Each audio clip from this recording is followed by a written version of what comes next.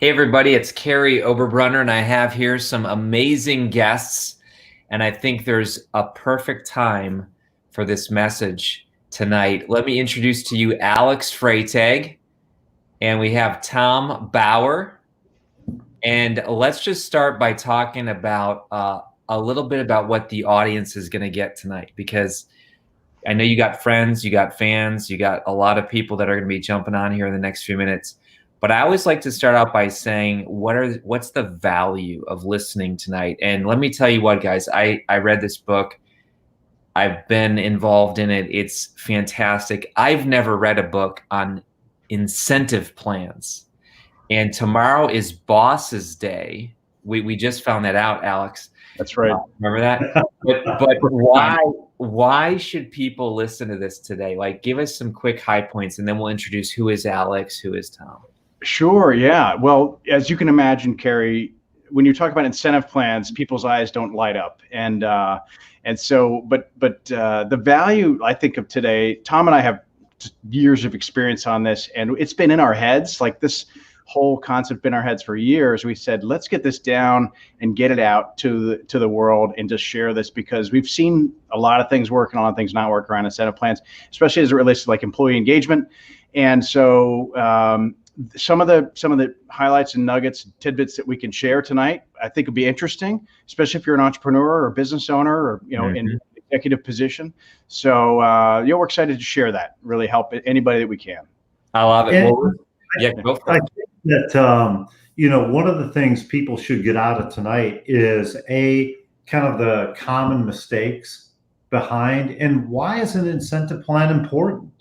I mean, a lot of people think about it and they're like, yeah, I kind of want to do an incentive plan. I'd like to reward my employees, but yeah, it's just complicated. So, how do you actually do that in a way that changes behavior? Because a fundamental belief that Alex and I have is that an incentive plan that doesn't change behavior is just a bonus, which is just an entitlement. Ooh. And so whatever you do has to change the behavior of people in the organization. And I hope that's what people get out of this today.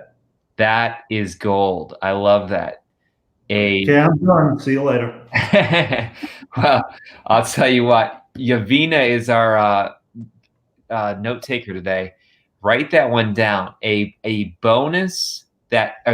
incentive plan that does not change behavior is simply a bonus. Was that right? Yeah, it's just a gift. Just a gift. It's just a gift, and therefore it becomes an entitlement. Wow. Yeah, that is so good. That is so good. We have Kary Aaron here from North Carolina. We have New York in the house. We have New Jersey. We have all different kinds of people. Folks, we're going to give away their book to and they don't know this. This is a surprise. I bought several copies. In fact, I bought 3 copies, and I'm going to give them away to the most engaged members tonight. So what that means is I want tags. I want you to tag some people, maybe tag your boss. If you're an employee and you're saying, oh my gosh, my boss needs to hear this. I'll tell you what, selfishly, I want to hear this because I consider myself a newer business owner, even though we've been in existence for a bunch of years. Just hired our first employees this year.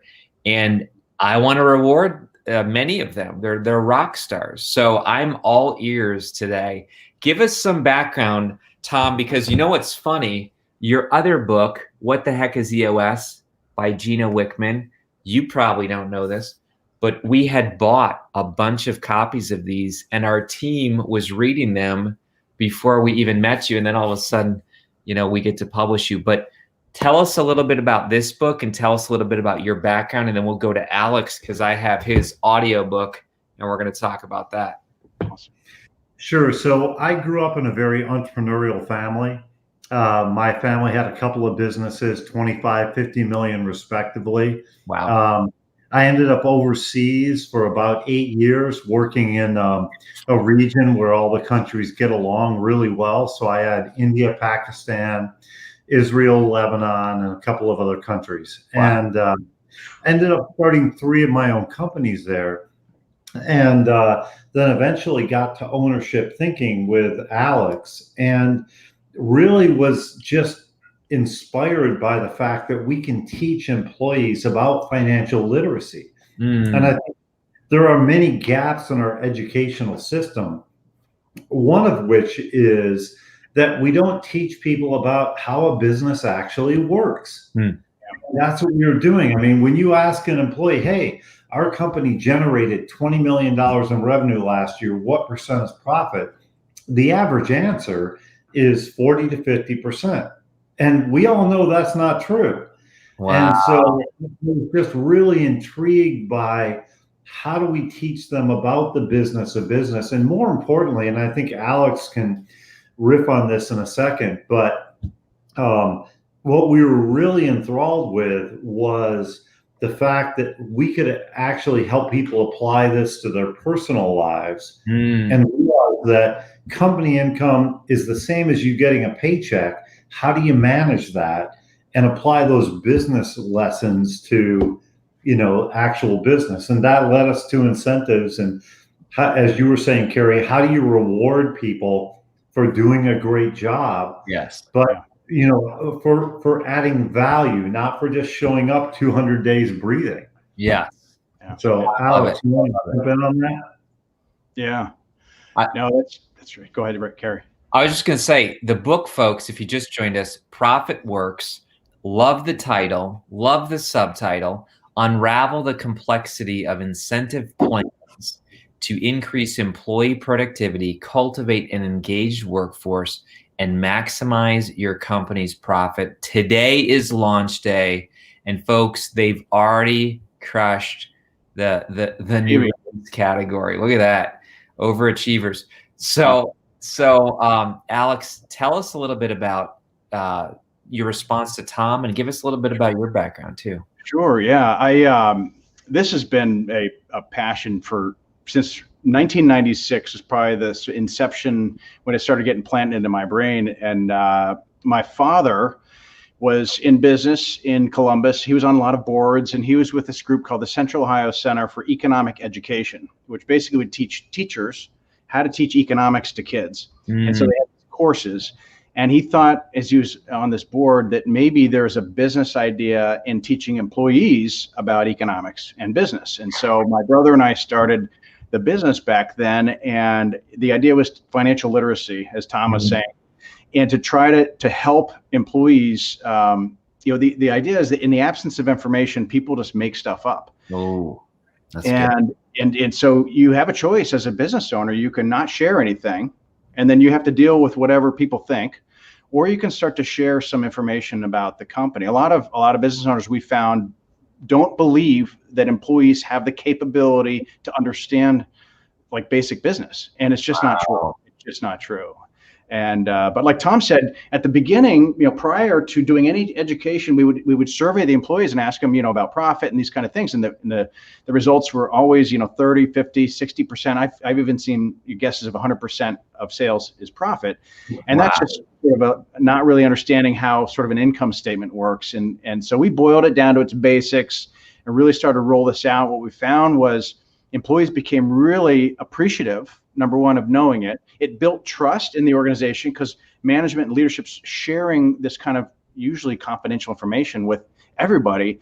And then you're arming the workforce with tools to become more actively engaged in like pulling different levers that help the company improve profitability or increase efficiency, customers more. And it became really exciting to see businesses kind of culturally shift just by sharing more information. And then you bolt on sort of this, hey, we're growing all this profit. Let's share some of it with the people who are making the change, the stakeholders, if you will. And it really became this kind of full system. It was a lot of fun.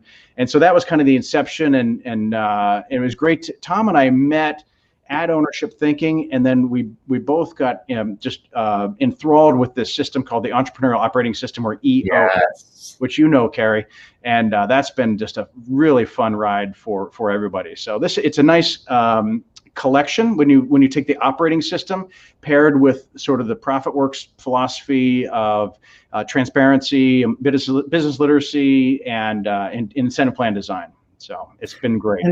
And Alex, I think that's an important point, which is that you have to have an operating system before you put in place an incentive plan. Ooh. Because if you don't, then you're just going to be spinning your wheels, going to the next flavor of the month. So that's the baseline. And then after that, you have to decide, what type of incentive plan do we want? What's our payout structure?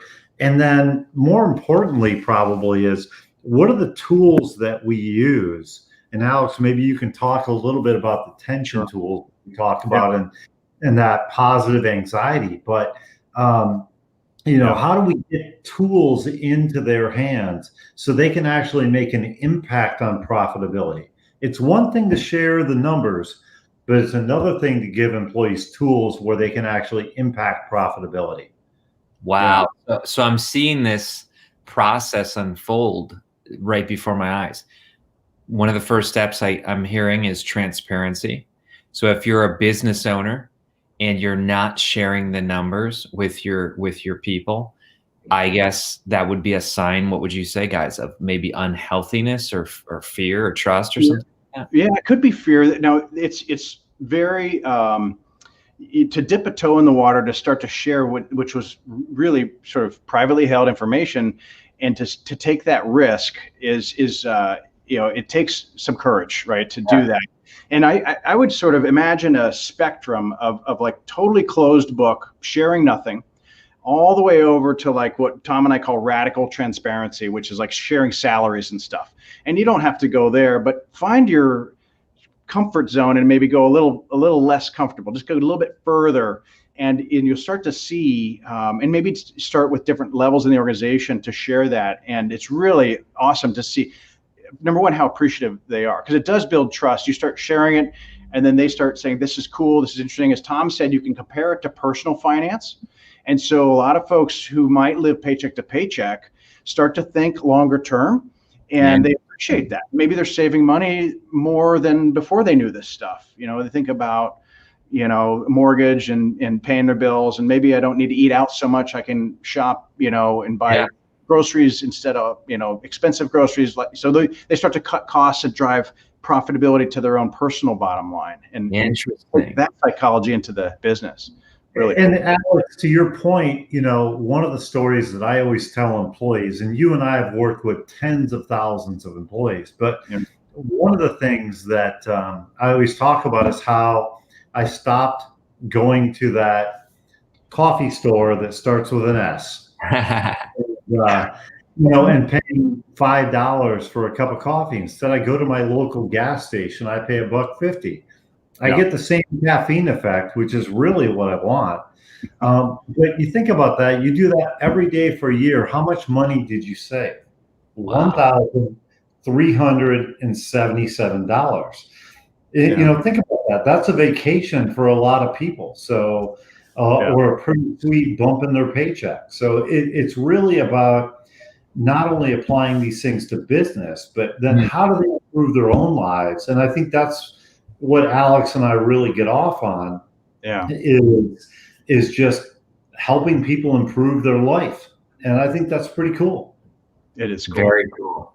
So it starts with transparency. It moves to financial literacy, both professionally, and then it seeps into personally.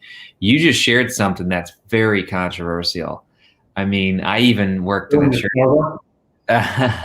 Starbucks. No. Sharing people's salary. You actually have certain businesses that are that transparent, and what would be the advantage? What's the pros and cons of a culture like that? Yeah, I'll say, Kary, that's very unusual. It's the exception. That also would probably be a bell-shaped curve. That would be like pretty extreme. I've seen a handful of companies that do that, but most are sharing like profit and loss, like income statement information, maybe a little bit of cash flow, rarely balance sheet stuff, if you're thinking, about the three basic financial statements. So really staying away from salaries and that kind of thing typically.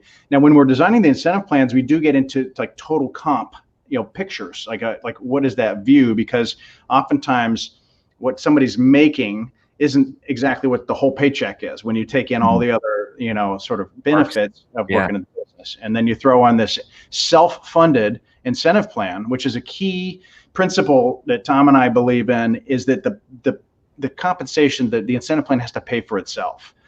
So it's got to be found money, incremental profit over some kind of trigger or threshold that protects the company, because the greater good of the organization is certainly most important. If the organization's not there, we can't take care of ourselves. So we got to put the organization first, and then protect the company with some kind of threshold that allows for return on investment and paying down debt and taxes, of course, and any reinvestment in the business. But then found money above that is shared with the people who have done the hard work to find that money, through increasing operational efficiencies or working on pricing within sales or upselling or getting referrals or just getting creative. It's just a lot of cool fun. That is good. I'm loving this, folks. Listen, if you have any questions, go ahead. We already have a bunch of people who are saying, they love the whole trust concept. You must have a friend, client, someone, Kelly, who says these guys are the best of the best. So I'm assuming she at least knows you. Yes. Okay. Kelly Brennan, KB. Thank you. All right. Thanks, KB. Yeah. The graphic there. That is good. So let's. But, Tanisha just posted something, Kary, about trust is rare, and how do you generate trust within an organization? And Alex, maybe you can talk to why this generates trust and why this program that we're talking about actually works to generate that trust. Let me pull up this. This is in the Achieve Your Vision book, but the Trust Builders, because I have a chapter in here called, Trust, and Trust Builders versus Trust Destroyers, which is this graphic over here. Transparency is the first one I put there, like for Trust Builders. And the Trust Destroyer would be sort of a hidden agenda. So like not sharing information. Follow through, like doing what you say you're going to do, would be a Trust Builder, versus say one thing and do another. And so the comment there that trust is rare is true on the greater side of things, but thankfully the companies we get to work with are the types of companies that want to be their best, and so they typically, we see higher levels of trust in the types of companies we get to work with, and that are attracted to this type of philosophy as well. Open and honest is a trust builder. So take this pandemic, right? A lot of businesses just really had to be completely transparent with the state of affairs. A lot of furloughs, a lot of pay cuts, but really trying to rally the troops into this sense of we're all in this together, and that builds trust, that camaraderie there, which is powerful. So, and Tom and I talk about this a few times in ProfitWorks, the book, which is, the incentive plan is not going to manage your people.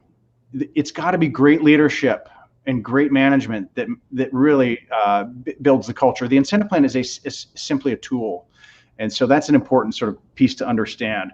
The incentive plan doesn't necessarily directly build trust. It's a component of a lot of other elements. If you picture it almost like a snowball, you're just packing all these different pieces onto it to build trust in the organization.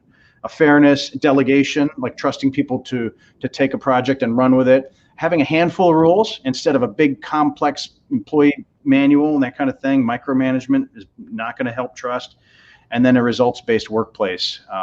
But those pieces, and you can imagine, trust is certainly elusive. It's tough to get your hands around. Stephen Covey talks a lot about trust deposits, almost like a bank account. Yeah. And relationships. So with a leadership team to the workforce, making deposits to build that up, because there's going to be occasional withdrawals, but as long as there's a positive balance, it can really strengthen the culture. Absolutely. Yeah, and Alex, I saw a note from Joyce asking about self-funded. What does that mean? Mm-hmm. Could you talk to that, and maybe I'll jump in on that as well? Sure. Yeah, and I sort of alluded to this before. It means that it pays for itself, meaning it doesn't come off like if $1, if you know what I mean, because the company has obligations that in order to stay in business, and so there's a certain level of profit that has to be created before the incentive kicks in. And companies, let's say a company does like 10% profit. So if they do $1 million in sales, they have $100,000 at the bottom line.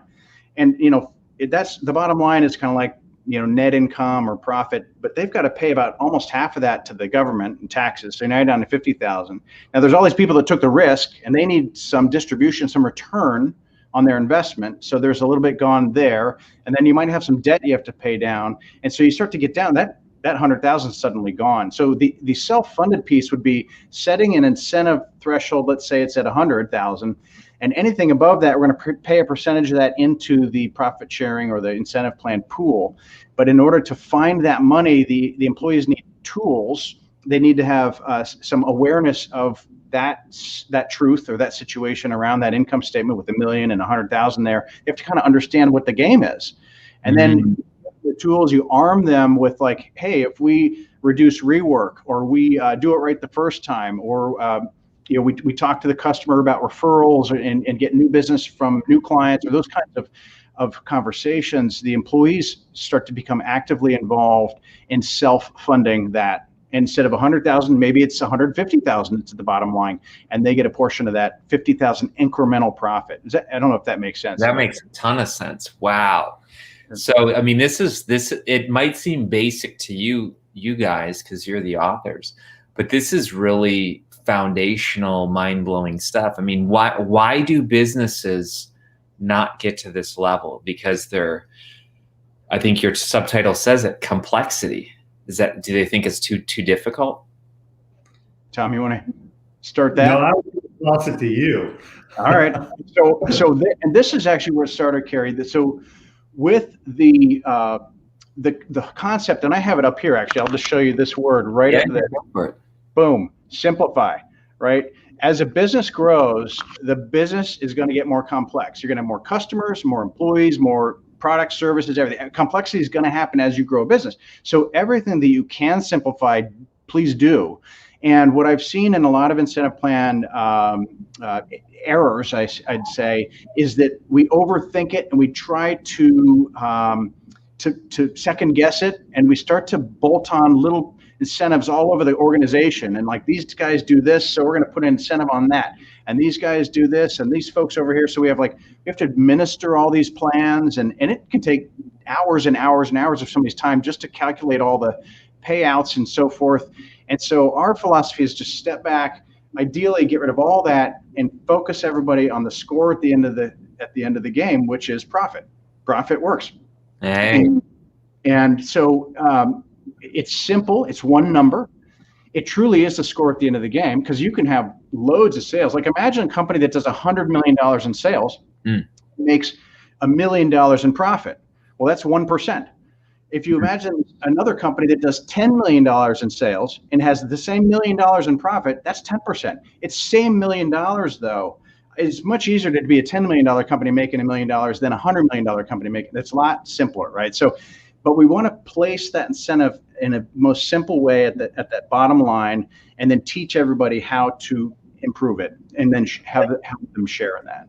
Yeah, and Alex, let me jump in on that, which is that as human beings, we're really good at making things seem complex, right? We like to take ideas and make them as complex as possible. And, I got an MBA from Duke, and, I did this and I did that. And so, I have all these theories going on. And at the end of the day, though, what Alex is saying is that it comes down to just making it simple. And that is the hardest thing for us to do as human beings, is just to keep it simple and be comfortable with that. Because we get really uncomfortable with, something that's simple. And instead we try and make it complex. And so, as Tanisha is saying there, that as the business grows, it does have more complex needs. And your challenge, and what Alex and I would ask you to do as a leader, is to simplify, to take it and just boil it back to your basic elements of what you need to do. And that could be firing 5% of your customers. Who knows?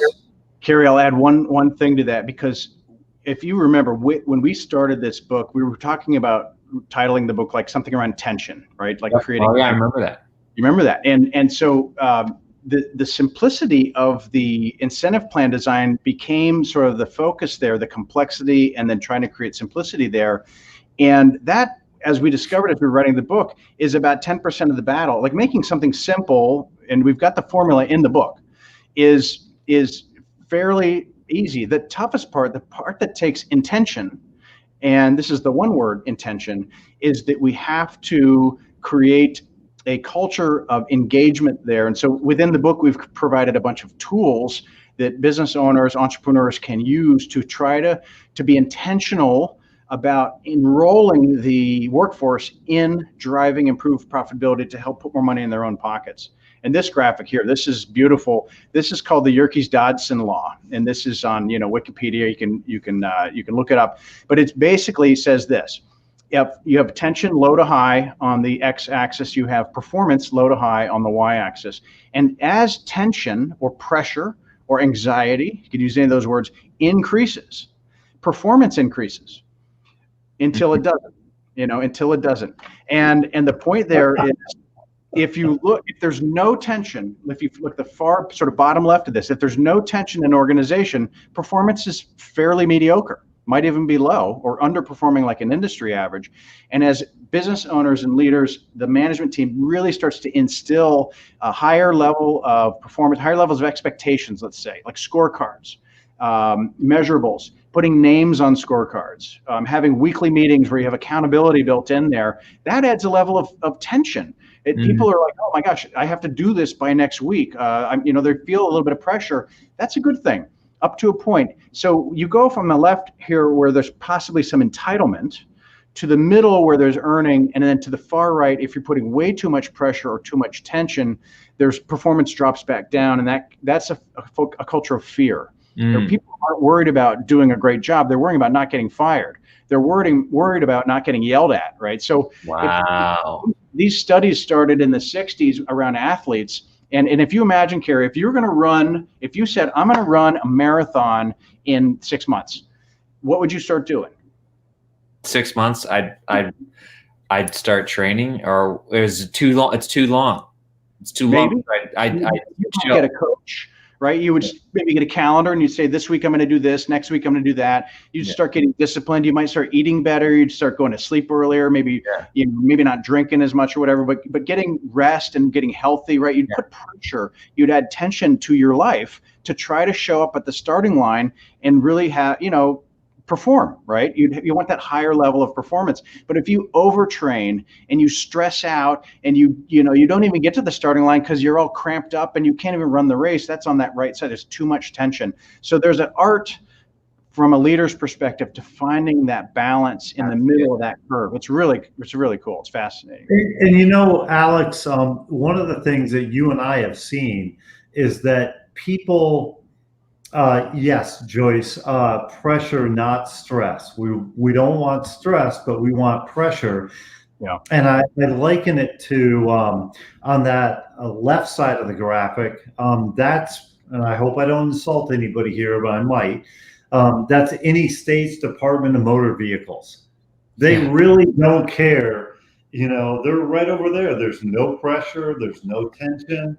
There's no stress. And if you go into that office, they don't really care if you get done in 20 minutes or 4 hours.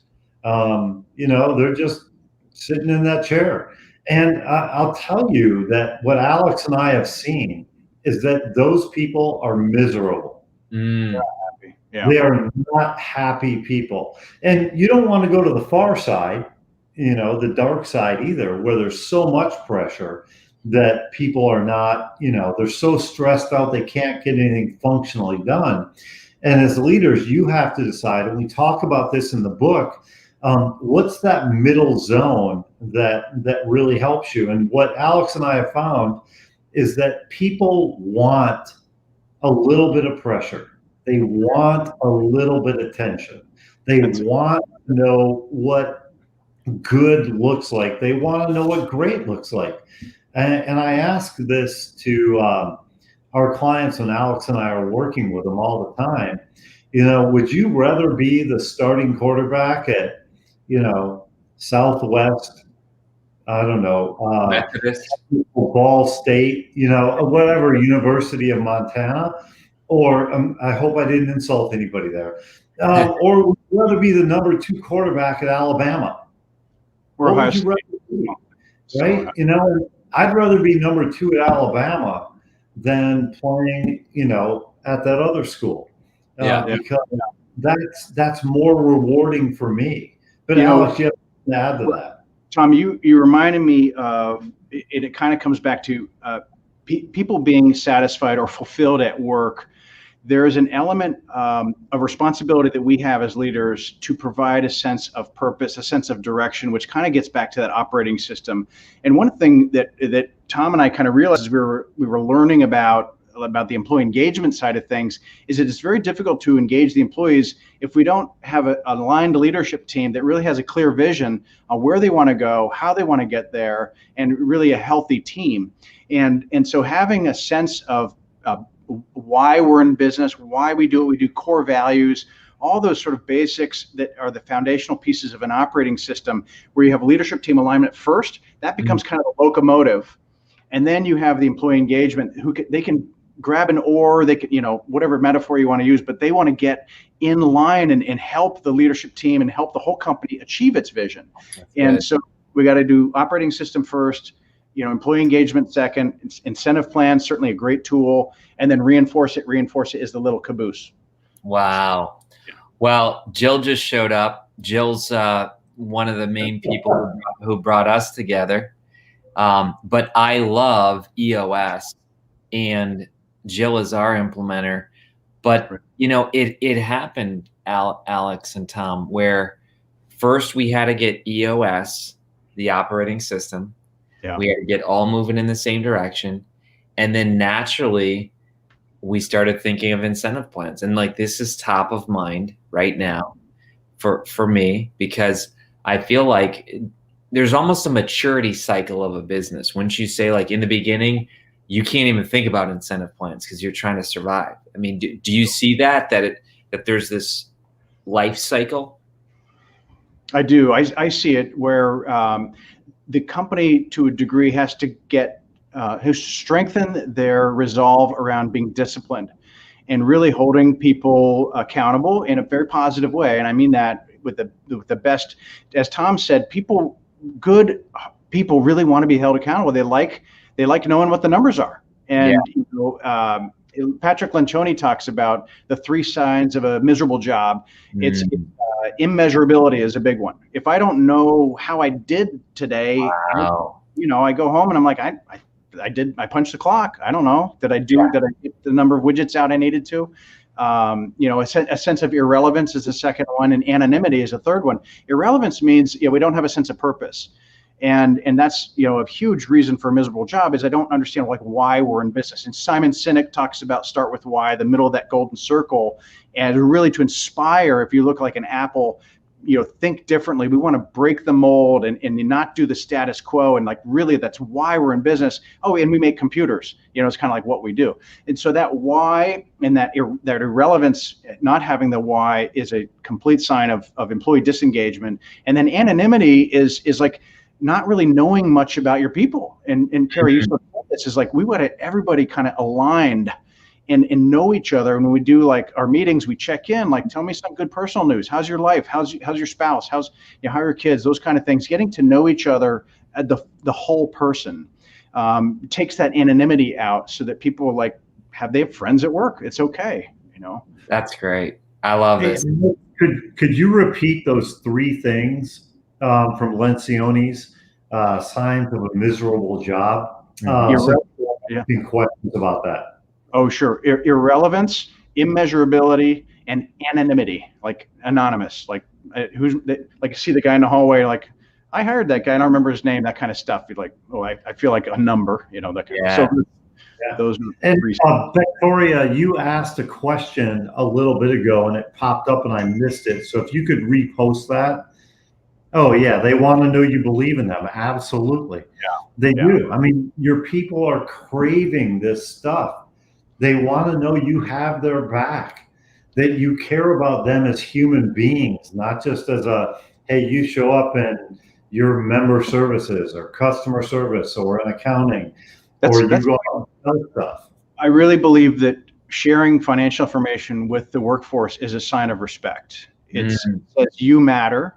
I believe that you can understand this. I'm going to, like Tom said, we don't necessarily learn this stuff in school. So it's up to us as leaders to try to teach it. We don't have to make it real complex, and don't show them 5 or 6 page income statements. In the book, we show you how to do this, but it's like sales minus expenses is profit.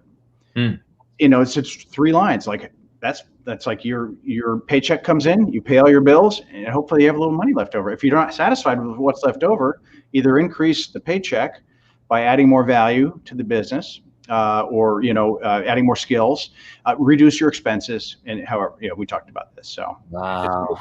Yeah, and Jill Young has a great book about that. Alex, perhaps you remember the name, just around the earning advantage.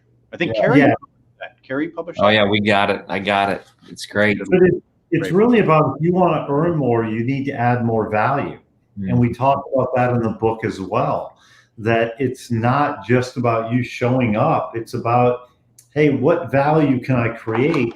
And then this gets back to Alex's point, which is when people show up and they add value, and then they can go home at the end of the day and go, I got paid today because I did X. As opposed to, I went home today, I got paid.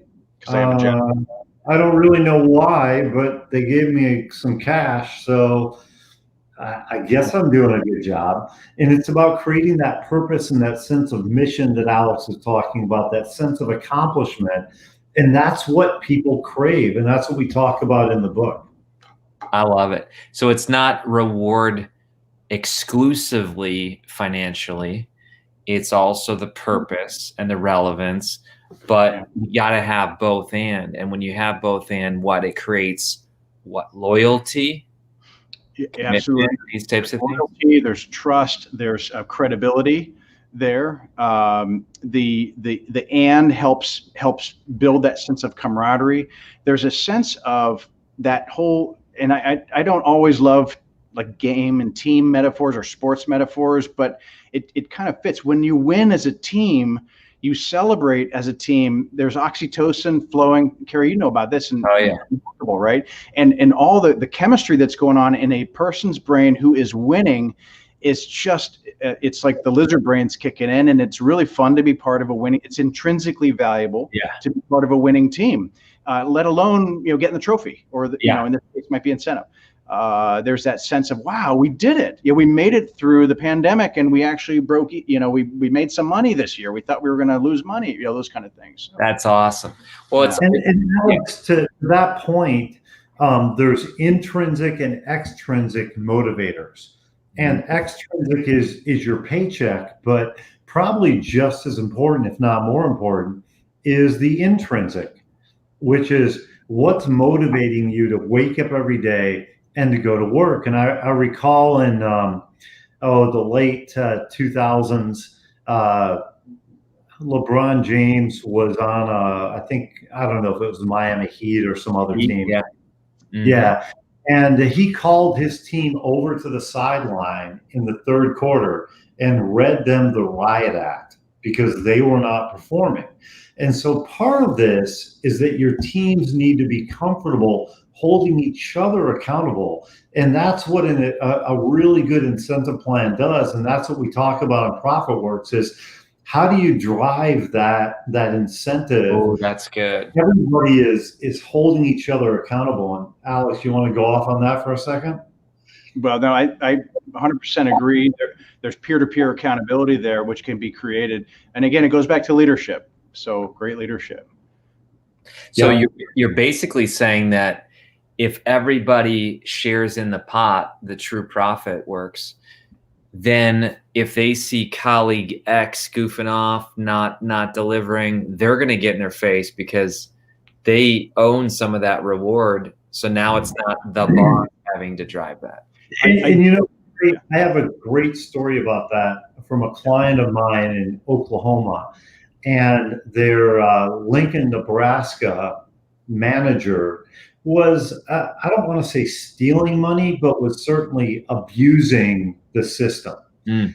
And one of the employees called the president of the company and said, "Hey, I just want to let you know this is going on." And the president said, "Well, why didn't you say anything before?" And the employee said, "Well, now it's coming out of my pocket." Wow. Personal. And when you get that type of behavioral change, and we talk a lot about that in the book, Alex and I do, in Profit Works, is that we want this to create behavior change. That's what you started. It's not a gift. And when you see stuff like that happen, man, it's powerful.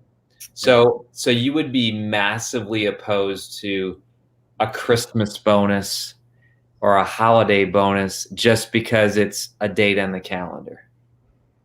I think so. I mean, there's certainly ways to do that in the right way. They're like from the heart and those types of celebrations. But if you're trying to create a reward system or a system where you're actually shaping employee behavior, that's not going to do it. And because you're not doing the quarterly updates on what's the score, are we winning or losing, how's the year going, and what things do we need to focus on, or what are our rocks this quarter, and those kind of things. It's just like, hey, here's a ham, right? Or but it's fine. I'm not saying don't do that, but that's not what we're talking about. Behavior. Yeah. Well, let's give away our first gift, and this is someone who's very engaged. In fact, I just got the line in here. So this would be Joyce. Joyce Peter is the person. So yeah, Joyce, fantastic. And we're going to get her address, Yavina, and we're going to mail that out right away. For those that didn't get it, share, tag somebody. I'm thinking this is absolutely gold, this concept today. So share it, tag it. It's recommended. It's already a #1 new release. Dan Sullivan wrote an endorsement. Gino Wickman. I mean, this is top stuff. So let's jump into some other things here. You talk about 5 fundamental truths. Is that something you wanna go into today? Sure. Yeah. One of the first ones we talked a little bit about is self-funding. It has to pay for itself, and you have to believe that. We've talked about causing behavioral change, and so if it doesn't create behavioral change, what you've got is people who are doing the same thing they were doing before the incentive plan was rolled out, and now they're just getting more money for it. So they don't have to change any kind of behavior there. The merit and the cost of living adjustment concept is very important to consider. We were having this conversation today with the team in here, actually, that there has to be practical and rational sort of ranges and bands for different seats or positions in the organization. And Tom kind of came up with thinking, we got to really kind of talk about this within the book. And I thought, this, tell me more. So as we talked about it more, it really makes a lot of sense, because Tom, give the example of like the graphic designer that gets priced out of the band. Yeah. So graphic designers working for an ad agency, they've been there for 20 years, and each year they got a 2 to 3% increase. And all of a sudden they were getting paid $80,000, just make a number up, but they're getting paid $80,000 a year when the market is paying people 40. And were they worth maybe 50 because of their experience? Probably, but they weren't worth 80. And when hard times hit, what ended up happening is they were the first people that got let go. And so if you want an increase in salary, you need to add more value, not just show up and do your regular job. And so there's that concept. And I think Alex and I both believe in this very much, that, hey, look, I would much rather come in and go, hey, Kary, I want to give you a $10,000 raise because you've now taken on this responsibility and you've proven you can add more value to the company. I'd much rather do that than go, hey, Kary, you existed for the last year. Here's 1%. I mean, that's more motivating for people, right? So I think that companies have to be aware of, merit increases and COLA, cost of living increases, so they don't price their employees out of the market. And they really focus on, how do those people add value? And that gets to the intrinsic and extrinsic, which we talked about, which is one of the other kind of philosophies that we have, which is you have to have both, right? Intrinsic is, things like, do you like your boss? Do you have friends at work?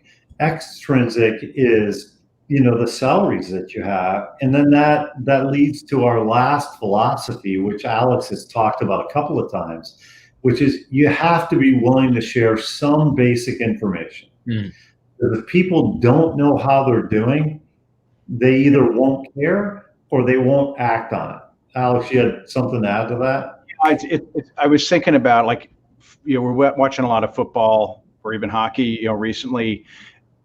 If these games were played without any kind of score shown, it would not be that interesting. And that's kind of what's happening in businesses that don't share a lot of information is if the employees don't, if you start to gamify it, number one, it can make it fun for people. It gives you a sense of shared purpose around, like, trying to drive the numbers. And again, we're not trying to make it complex, but to break it down as the simplest form to track that score and then share the score often, even when the score might not be that great, because you can rally, for one, around rally everybody, say, hey, we're in the hole this quarter. We need to do this X, Y, and Z, and then we can get back to, solid footing in the next quarter. So there's a sense of, like, shared purpose, I guess, around driving. Yeah. Absolutely. Yeah. So, one of the things you're touching on there is one of the mistakes that we often see with incentive plans is that people are not sharing information, and therefore nobody knows where the goal is. They don't really know what they need to achieve, and as a result, they're very demotivated. The other thing that you and I have seen, Alex, is that sometimes the goals are so ridiculous that they're unattainable. Yeah. Right. And then not give up. Totally. So there are winners and losers. I mean, that's what makes hockey, football, all sports interesting. There's a winning team. There's a losing team. Yeah. When you do keep score, will you identify some losers? I mean, not that the people are losers, but will you identify the fact that some aren't cutting it? And if so, is that a tough thing? I mean, is that why some people don't want accountability? Because there will be some losers. Yeah, there are definitely in the leadership position. Those are tough conversations, because we care about people. We really do. In around an organization that wants to be the best, that wants to win, that wants to grow, there's only so much tolerance for mediocrity. For just status quo. And so, one of our core values is grow or die. You're not growing, you're dying. And so we want to try to attract people to our organization who also believe that. And that way they're not going to be surprised when we do grow. But folks who don't believe that or, don't subscribe to those types of sentiments aren't going to be a good fit. Doesn't mean they're bad people, but the best organizations take care of those people issues quickly. They identify them, they try to coach them up to the best of their ability, create some conversation around it, coach, and if it can't change, they got to switch them out, and because we're going this way, right? And if you don't switch them out, how does that affect the rest of the team?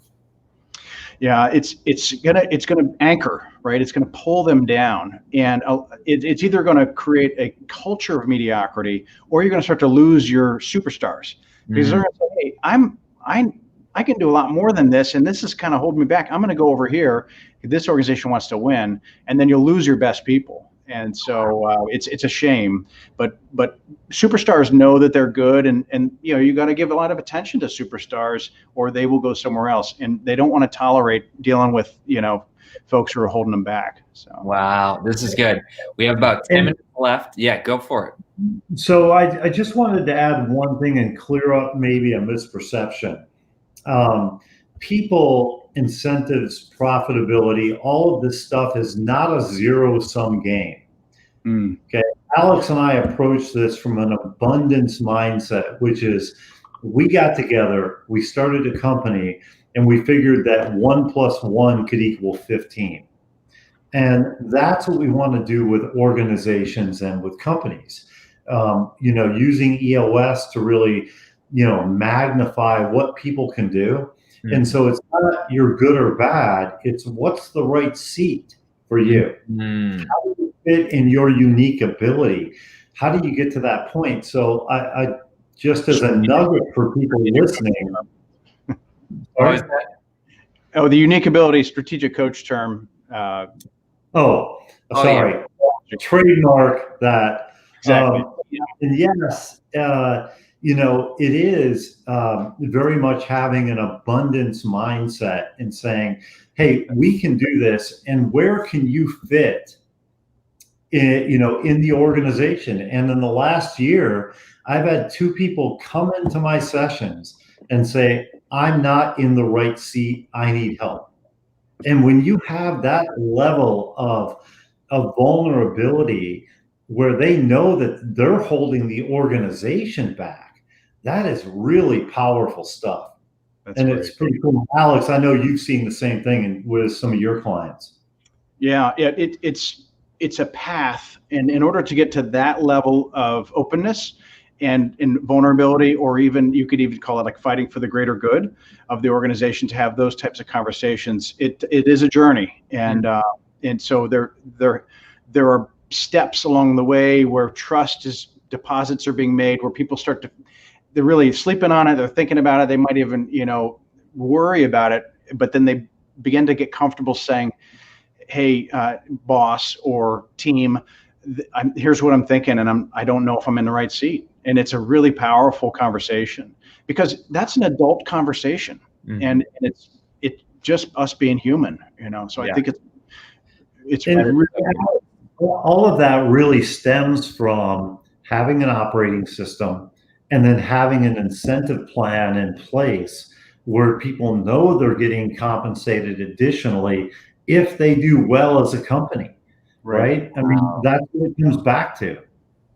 We have a YouTube viewer, and we're actually going to give away a gift as well, because we're blowing up on YouTube, Facebook. Laura Bondurant, if I said your name correct, she likes it. She likes this concept. Let's give her a book, and we have one more then after that. So go ahead, share and tag. Let's talk a little bit about your business here, because Profit Works, there's a lot of people who are interested. It sounds fascinating. We're going to go to your website just so we can kind of get a perspective.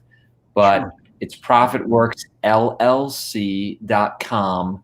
Not everyone knows about EOS, and we're just introducing a lot of things tonight. We're introducing Profit Works book.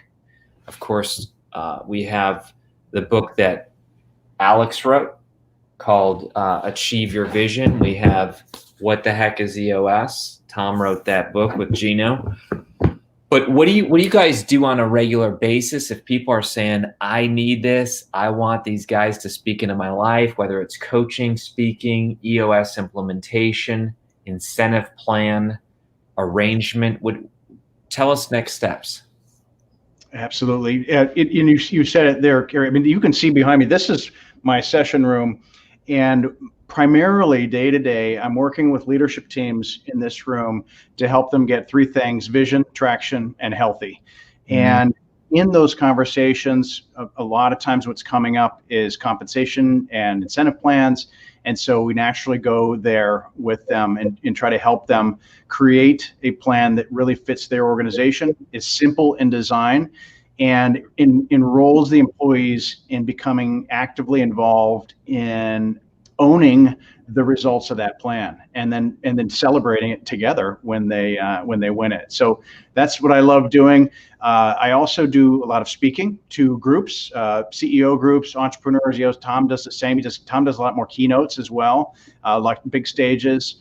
Tom and I started the EOS conference a couple of years ago. Did you guys start that? Yeah, and so I went in May. It was very, very good, and it's in Texas this year. In Houston, it'll be in April 29, 30 in Houston. EOSconference.com to check that out. Great speakers. to learn more about EOS. Most of the folks there are going to be running on EOS, and so, but Tom's doing a breakout there. I'm going to be the host for the conference. Should be a lot of fun. Tom, didn't mean to cut you off. No, I'm good. You and I do the same thing. I mean, we coach leadership teams and we do a lot of keynotes, and that's it. So if you have an industry or an association or something that you think, they need to hear this message, whether it's EOS or just about incentives, contact Alex or I. If you have a leadership team where, you feel it's maybe a little bit dysfunctional and you need some help from a third party, we're, somewhat that's what we do. Yeah. So fantastic. I love it. And even that first chat that you do where Jill did it for us, but it's the 90-minute, what's that called? The first 90-minute meeting. That's right. Yeah. It's sort of a get to know you, is this a fit? Tell us more about you and about EOS and these kind of things. And then we ask them, tell us more about your business. Where are your frustrations? Are you hitting the ceiling, in terms of growth? Why are you not, why are we here? Why are we talking? Like, what are you not getting that you want out of your business? What do you want more of? And so that's a nice meeting. That's a real important point in that 90-minute meeting. Is it's not us interviewing for a job, we're interviewing each other. Yeah. Like if I'm going to spend 7 or 8 hours in a room with you, I want to know I like you and we can have fun together and we can get stuff done. So it's A, are you a good fit for me? And B, am I a good fit for you? And can we help you with all those frustrations and finding out what those are and then using our collective 60, Alex, 70 years of experience. You're older than me, so I'm at 20, you're at 40. True. No, I just You guys are good. How do we do that? And what's really interesting, Kary, is that when we work with clients, Alex and I, even though we're in different cities, we talk pretty much every day. And I'll be like, this came up in the session today. So today I had somebody just walk out of a session. Wow. And, I called Alex and I was like, okay, give me some input. How do I deal with this? So we use our collective brains and collective experience to really help companies get what they want and to make sure that they have the right incentive plans in place. And that's really what led us to write the book, Profit Works, because profit does work for everybody. Yeah. Wow. And this is a comment that is very relevant. You're so popular tonight. Someone said, we wish you guys could help content. I'll run for the hills and will not. Yeah. Well, this was amazing tonight. We're going to give away the final book, and then we're going to just mention some other things here. But Victoria Stafford is the third winner. And listen, if you did not get one of the books tonight through the drawing, go get it. Go get a bunch of copies. In fact, this is, I'm just going to say, when this hits audio too, it's going to even blow up more. But right now, digital, paperback, hardcover, so many versions. And I think that even in COVID, a time where a lot of businesses are pulling back. In fact, maybe let's end with that. Why is now a good time, as ridiculous as some people might think it sounds, to talk about incentive plans during a pandemic? What are I think this is a major opportunity. Why is it an opportunity? Well, I've seen it. I've really seen it working well. I mean, the big one, we've talked about them, but let's recap. The big one is rallying that sense of team. Like, we're all in this together. If you remember at the beginning, in March 13th, Friday the 13th, when COVID really started hitting, there was a sense first of paralysis and fear, and it morphed over a couple of weeks into, we're all in this together. There was a sense of unity in our isolation, which was ironic.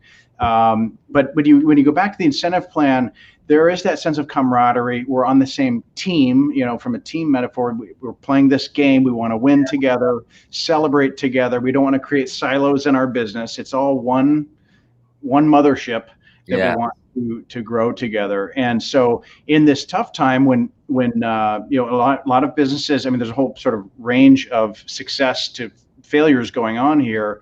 This is a great tool to use to get people focused on the simple one number profit. Let's drive it.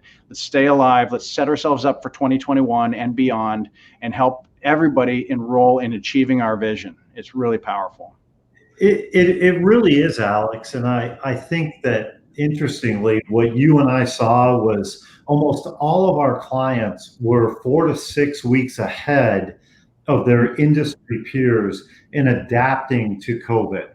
So we have clients that literally by the end of February, everybody at home had a computer, they had work from home rules, they were all set up technologically, and they just flipped the switch and boom, they were working from home.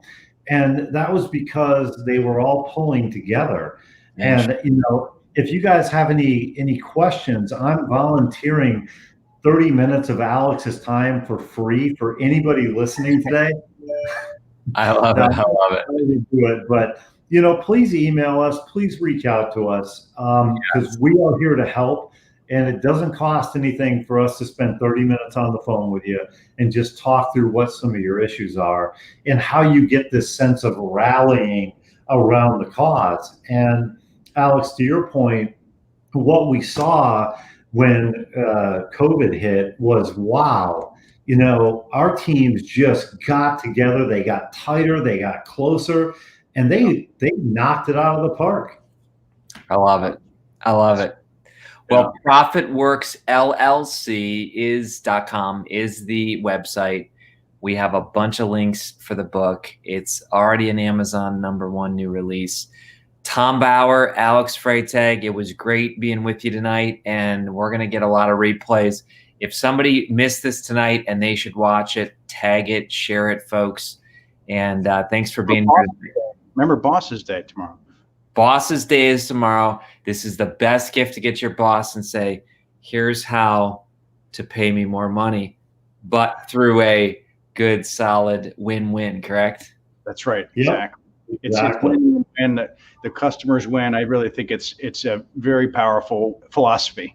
I think I'm going to be getting 30 copies of these tomorrow from different team members. So, all right, sounds good. Okay, thanks so much, guys.